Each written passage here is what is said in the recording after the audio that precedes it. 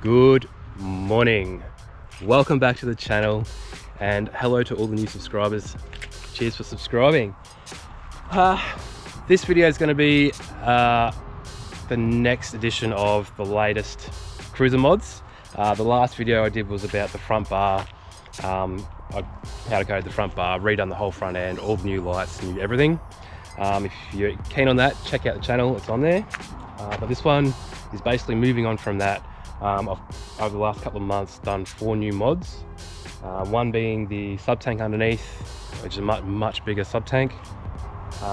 The Maxtraxx holder, the Drifta Stockton, Awning, and there's another solar panel on top, which I'll go through. Each of them I'll go through pros and cons. One of them I do not recommend, so I'll get into that soon. But anyways, we'll start down the bottom and we'll work our way up to the top. Okay. The ground's pretty bloody prickly, so bear with me. First mod, so over the last, or a couple of weeks ago, my old man and, well, my mum and dad, they come over from Victoria. Old man being a mechanic, loves working on cars with me, so I got this Subtank in from Long Ranger, which is through ARB. If you can see it, it is a very nice tight squeeze. I'll go through the pros so far. Pros, it is exactly that. It's a very tight squeeze. It doesn't hang down as well. I thought it might have hung down a little bit further, which I was a little bit worried about, because when we're doing some pretty serious full driving, we don't want that to be getting hit too much. But the actual tow bar is lower, so which is handy. Other pros, this one is in particular is actually a split tank. So the tank is actually 122 litres of fuel and 55 litres of water. I did that purely to get the jerry cans of water off the back, which will free up one arm, which is, I've got a plan for that later on in the future. And 122 litres of fuel will give me, what, 212 litres all up, paired with the main tank at the front. So a lot of fuel, a bit more water, because it's actually 55 litres as opposed to 40, which is handy. And that will give us just over 100 litres of water I can carry on board, because I've got the water tank inside as well. Cons, look, it was a bit of a mission to get it into the car. It would have been definitely easier if we had a hoist. We done it on a couple of ramps. The tank itself is quite heavy, so I know what you're thinking, Beanie, geez, that's a lot of weight to put in the back of your car. Correct, 100% correct. So the tank itself, I think, was 68 kgs, I think it was. So she's definitely heavy, and then once you put fuel in and water, that's a lot of weight. So I had 300 constant springs in there, Tough Dog springs. I've taken those out and I've put 500 kilo constants in, and instantly, best thing I did. Even though I've got an empty tank, it just rides 100 times better already. And I haven't even actually filled up the tank yet. I don't even know if I've got any leaks or anything.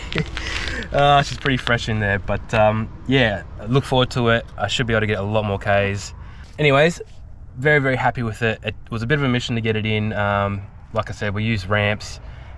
Yeah, if you had a hoist, 100% get it in. ARB were going to put it in, and I decided against it. I just have trust issues with professionals. Not to say that they're going to do a bad job, just that I've had issues in the past. So yeah, I just wanted to do it myself. That way you know exactly that it's going in the way you want it. And I didn't even have to take the back bar off to do it. That was one big thing too. They were going to charge me, I think it was like $400 just to take the back bar off and put it back on again. Save a lot of money just by putting it in ourselves. Alrighty, we'll go to the next one. Alrighty, moving on to the next mod, the Maxtraxx holder done by the Cruiser company. Look, we've had a little bit of issues with this. I'm not very happy with it, not very happy with the Cruiser company, how they've dealt with it.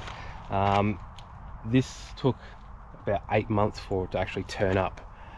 Yeah, after the original order. When it turned up, it was actually in the wrong way around, so it would have been on a 45-degree angle. to the stud patterns. But anyways, I've been in talks with them again, and they just keep blowing me off pretty much. I've said, and they just keep coming up with a different excuse every time. Oh, another 2 weeks for this reason, another 3 weeks for this reason, another 2 weeks for this reason. I've kept my calm the whole time, and I'm like, yep, no worries, all right, okay, I'll give you a call in another 2 weeks. And it just kept going and going and going. So it was like 4 times before I received it, and another 3 times since I've been trying to get the new part for it, for it to be straight. I have not heard a single word from them ever since. So after them saying, yep, we'll get it out to you. So I'm done with them. I'm not going to deal with cruise company ever again. I'm sure people have had good dealings with them, but I've had a really bad shit experience with them. The quality of this is really good, probably a little bit heavier than it needs to be. This is just way too heavy for what it is. It's 10 kilos, and I think it's just under 10 kilos. And in a 4-wheel drive world, we're doing our best to try and keep the weight off. That is just way too heavy. It's way too heavy duty for what it is. Usually I'm all for heavy duty stuff, but that's just overkill. Anyways, I'll take this off and I'll show you what I'm talking about. Also, this was a little bit different to what was actually pictured on their actual website. So they've just given me some different design. Anyways, I'll take this off and I'll show you what I'm talking about. Okay, let's go through this. Okay, so when I first ordered this, the back plate that goes over the studs was configured that it was on a 45-degree angle. This was not how it's meant to be ordered.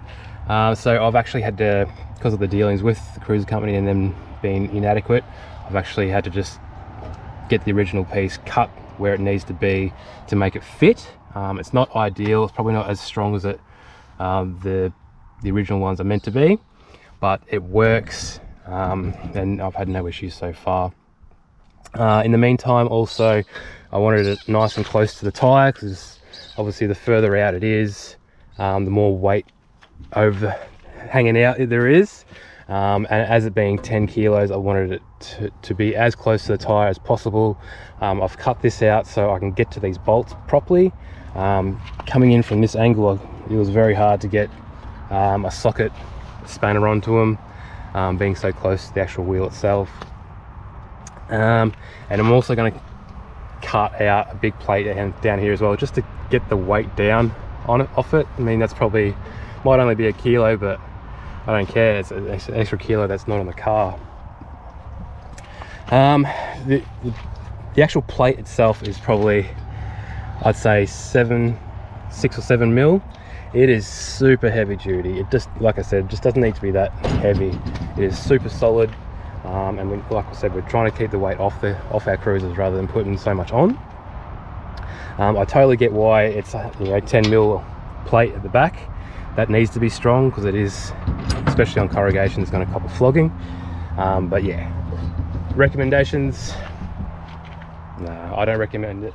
Unfortunately, I had big hopes with cruise company, but after my dealings with them, I'm not buying another product off them, put it that way. Anyways, moving on to the awning. Whew, it is getting hot out here. It's a heat wave going through Perth at the minute. It's bloody crazy. All right, so the Drifta Stockton awning, 270 awning. The reason why I got this one is it's a bit lighter than the rest. So this is 17 or 17.8 kilos as opposed to 23, 24, 25 kilo normal 270 awnings. Hanging off the side of these rhino racks, a lot of corrugations. I just wanted that little bit less weight on the side, hanging off the side anyway. Yeah, rhino racks, I don't know, they're strong, but they're not super strong, if you know what I mean. I do have stronger brackets on there that go over 2 runs, just to add that little bit of extra strength. But anyways, I'll set it up and I'll show you what I'm on about with the little bit of cons.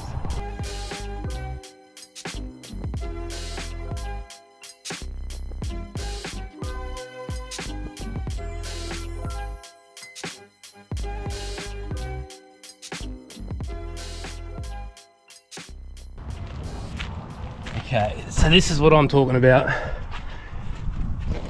It gets caught underneath there.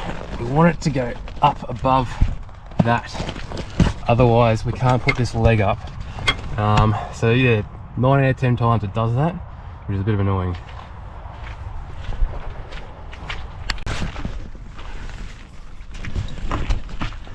And I've only got one hand at the minute, so we'll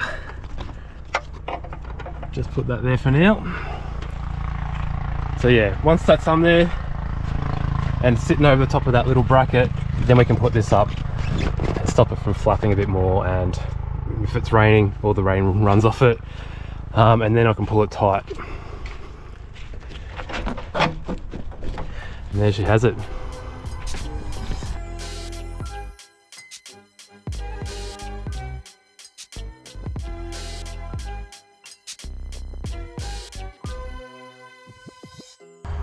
Okay, so the biggest issue I've got with this awning is this crossbar up here and the top of the tailgate.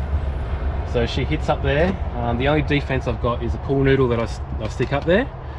Just stops any damage getting done to the door.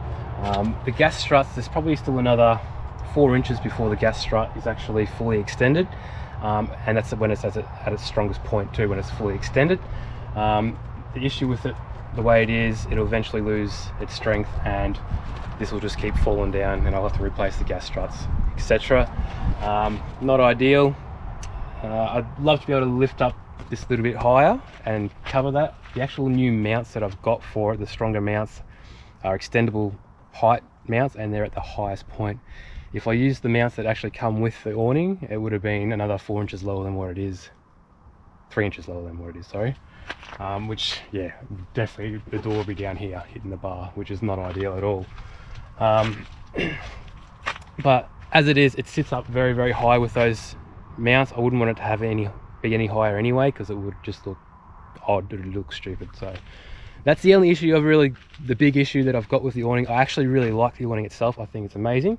I think it's strong, does what it's meant to do. This awning will end up on my wife's Tank 300 that she bought not long ago, so she's pretty chappy about that. But this one will end up on that because it's perfect setup. The 300 doors have a door like that, which, yeah, takes this bar out of play, which is exactly what we need. All right, I'll show you how easy it is to pack up the awning. Very, very easy, especially in windy conditions. I tested that when I was in Shark Bay recently. She was quite windy, packed it up, easy as. And then we'll jump on the roof and show you the new solar panel. Put that piece down.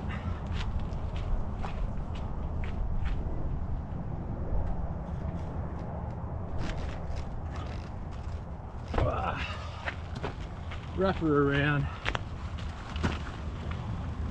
Now you can imagine when it's extremely windy how easy that would be. Make sure this little buckle is out.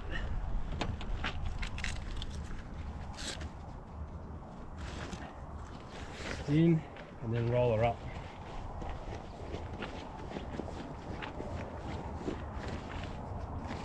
Quite easy.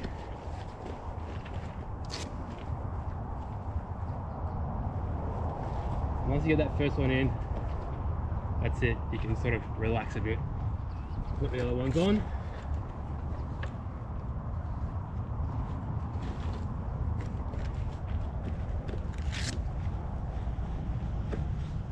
The only thing is those little buckles do get caught behind them every now and then, but that's no biggie at all. Put the cover over the top.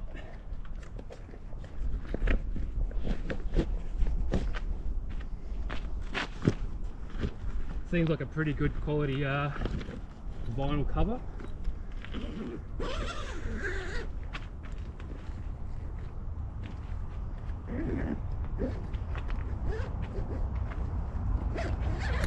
Done. I reckon that's probably what, 40 seconds, 50 seconds or something like that, under a minute. Cool. Alright, we'll jump on top and I'll show you the new solar panel.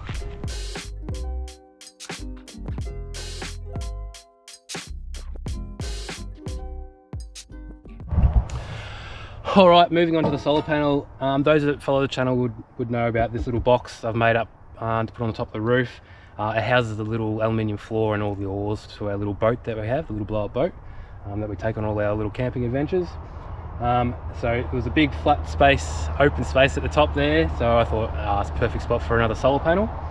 So altogether now I've got 170 watts of solar, which is more than enough to power the lithium battery that I need for the fridges and everything I use, and charging GoPro batteries, drone batteries and all that. So I shouldn't have to worry about power anymore. I'm very, very happy with the 100 watt one that's on the bonnet. I got that about a year and a half ago. We've gone through all different conditions and so far it hasn't missed a beat. So I'm very, very happy with that so far. That's the pros. Cons, I just don't have any at the minute. I don't have any cons so far over the last year and a half. So very, very happy with the product. That's the reason why I've got this one as well. So yep, 170 watts all up, and haven't wasted any space, any storage space, nothing. So very, very happy. Okay, any questions at all from anyone regarding anything I've done in the video or even other stuff, let me know in the comments below. I'm happy to answer any questions, that's for sure. Even just let me know what you think of it. Have I done a good job, or is there anything that you would have changed, or any advice? Let me know. I'd love to know. In the future, the next video will involve new wheels and new tires. I need 17-inch wheels for the new 200 series brakes that are going to be putting on, and that's all part of the GVM upgrade as well. So I'm sort of doing the GVM upgrade in pieces, and then I'll get it all certified at the end, just to save, so it's not just one big hit out of the bank account, put it that way. But yeah, Packard Automotive, look them up for those 200 series brakes if anyone's interested. Also, I've got an upright fridge. I've taken out the old fridge setup. I was sort of a bit sick of it, so I've got an upright fridge. I'm just making up the cabinetry and the drawers and stuff like that for it now as we speak, so that'll be part of the next video as well. Anyways, cheers for tuning in if you made it this far, and like, subscribe if you haven't already, and yeah, we'll be out camping or fishing in a couple of weeks. Stay tuned, and I'll see you again then. See ya.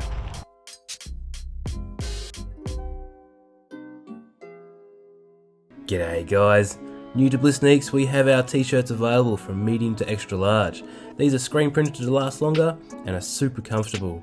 If you'd like to support our channel, hit us up on Instagram, BlissNiques, $45 plus postage. Cheers.